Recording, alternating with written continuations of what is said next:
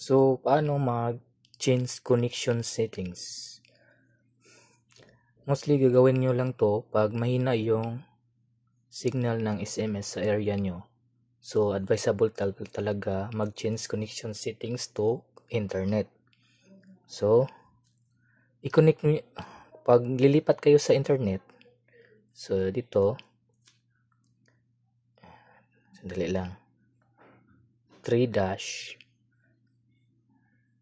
then, punta kayo sa Android settings, then, i-connect nyo sa internet. Kita nyo? I-connect nyo sa internet yung tablet.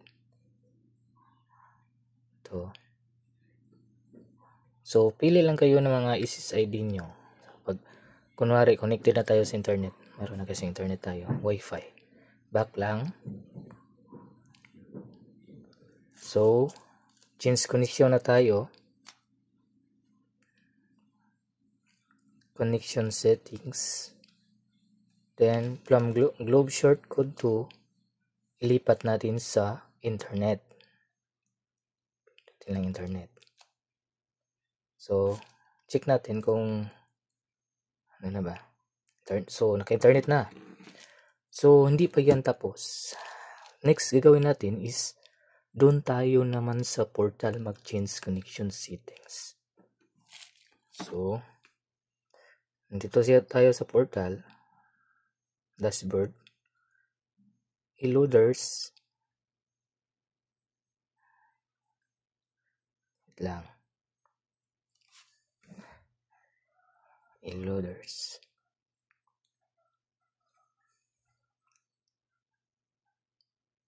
May times kasi pag hindi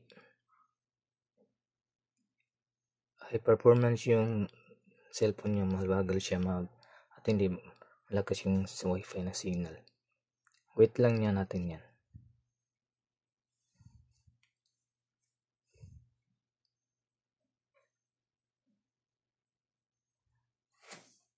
Medyo mabagal yung connection.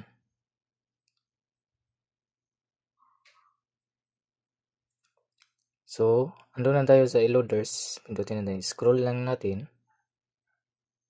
Then, action, yung 3 dots. Dots na. 3 dots pala. So, pindutin natin yung settings. So, andito na tayo sa settings. Connection settings. Lipat lang natin dito. Internet. Pindutin ang internet. Select internet. So, internet na siya. Then, scroll pa pababa. Save changes lang natin. Save changes. Okay, save changes. So, ganyan mag-change connection settings.